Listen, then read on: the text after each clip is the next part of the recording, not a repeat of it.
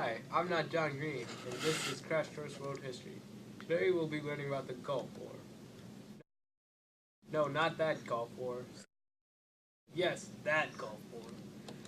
Oil is what really fueled it, and although the Bush administration gave many other reasons to take a swing at Iraq, there are many components outside of economic motives for the Gulf War, and we shouldn't waste any time.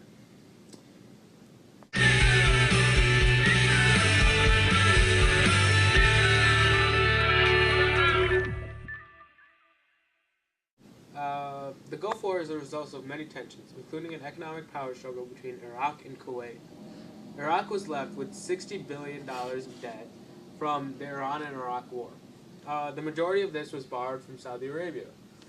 Iraq struggled to pay this off, and a major issue was the Rumaila oil fields, which Iraq claimed to own. However, Kuwait continued to use these fields. The United States' concern for human rights in Iraq, alleged weapons of mass destruction, and threats made by Iraq's leader Saddam Hussein led to outside involvement in the war. Although a peaceful course was pursued, Iraq could not be appeased. Iraq demanded $10 billion from Kuwait. Kuwait's response was an offer of $9 billion. What a big difference. So on August 2nd, 1990, Iraq's troops invaded Kuwait. Over $1 billion of difference. This resulted in almost instant sanctions put on Iraq. A coalition of many countries formed against them, and of course being urged by George Bush. H.W. Bush, to be exact. And we all know what a great reputation the Bush family has earned themselves. Supporter of Kuwait was Saudi Arabia, as it was very dependent on the oil fields in Kuwait. Iraq's forces controlled most of Kuwait, destroying much of their military. The rest of Kuwait's military fled to Saudi Arabia in a matter of 12 hours after the occupation of Iraq. Most global powers condemned Iraq's occupation and followed by using trade embargoes and blockades. The United States gave Iraq until January 15, 1991 to withdraw from Kuwait. During this time, Kuwait's vast wealth was looted and human rights violation occurred. 1,000 civilians were killed and 300,000 civilians fled the country. So after many failed negotiation attempts with world powers, the United States led a coalition of forces for a massive assault against Iraq. By January 16, 1991, Allied air forces were targeting Iraqi military forces, including the Iraqi Air Force. On January 23rd, Iraqi occupants purposely spilled 400 million barrels of oil into the Persian Gulf, hoping to hinder invasion plans. This had heavy environmental effects, being the largest oil spill in history. It's estimated it will take decades for the area to fully recover. A quick defeat was possible for a number of reasons. For one, Iraq's forces still used tanks and weapons received from the USSR decades before. Technological advances such as thermal sights and laser rangefinders meant the coalition tanks had 3 times the range of an Iraqi tank. Air control was yet another large advantage that made defeat increasingly easy. Recon could be conducted, and large corps of Iraqi forces could be destroyed without any coalition forces setting foot on the ground. Bombers such as AC-130s were so often used that the Gulf War became known as the video game war. Recorded aboard these aircrafts were broadcasted on the United States news network, earning this name. The coalition forces suffered a few losses for obvious reasons.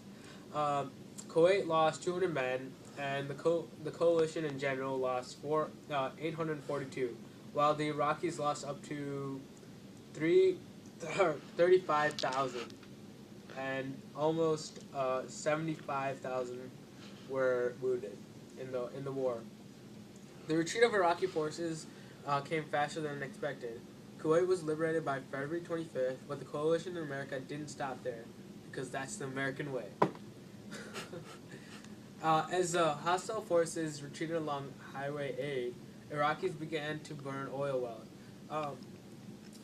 I guess you could say things were really heating up.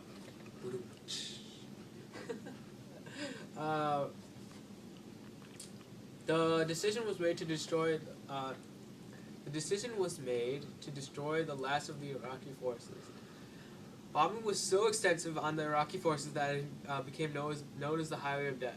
American, British, and French troops pursued the Iraqi forces deep into their own territory until they were within 150 miles of Baghdad. On February 28th, a ceasefire was signed, just 100 hours after the ground assault began. Clearly, this type of conquest never goes unchecked. Unless you are, wait for it, the Mongols. In other words, Iraq got the full American treatment in no time. Speaking of which, it's time for the open letter. Smooth. An open letter to the Bush family. But first, let's see what's in the secret compartment. Oh, some radioactive material that was supposed to be found in Iraq. Thanks, Stan. Thanks for getting me radiation poisoning. So, now an open letter to the Bush family.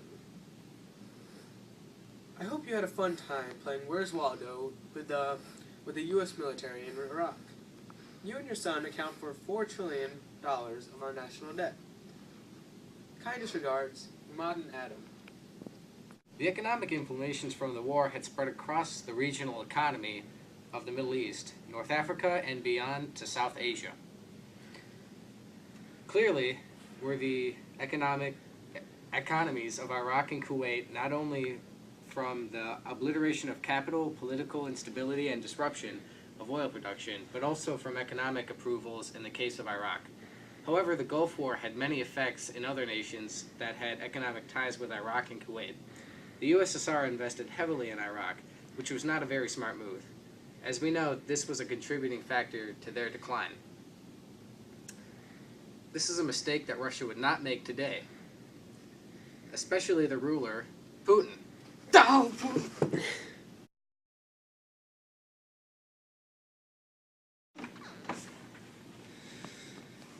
The regional economy was put into chaos.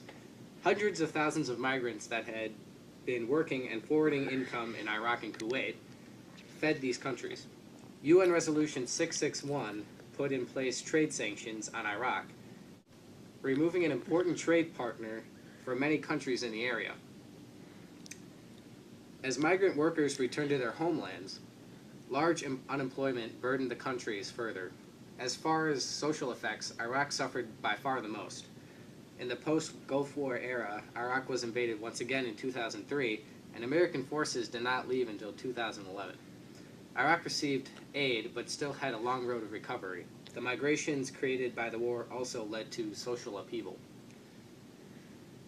And now we have to make a summary, which we haven't. Overall, the Persian Gulf War had long-term economic and social effects on the Middle East and some parts of the Western world. Also, it set up for Iraq getting their asses kicked. It's not cursing for talking about donkeys. In the Iraq War that began in 2003. It started with this small little country right over here that had a very large oil field. We can always draw some lessons from this. One thing is, don't mess with America's oil. It's also clear that oil will be a center of conflict in the Middle East for many years to come. Unless, of course, we all have solar-powered cars or wind turbines in our backyards, which we're all too lazy to do. Insert philosophical ending that John Green usually does over here. I'll see you next week. Oh, wait, actually I won't see you next week. Have a nice summer. Our executive producer for Crash Course is Emaad. Our associate producer is Emaad. Our producer is Emaad. Our editor is Emaad and Emaad. And our writer/historian is Adam. Yes, I had a contribution. And our graphics team is non-existent. Thanks for watching Crash Course, and as they say in my homeroom, I hate you all equally.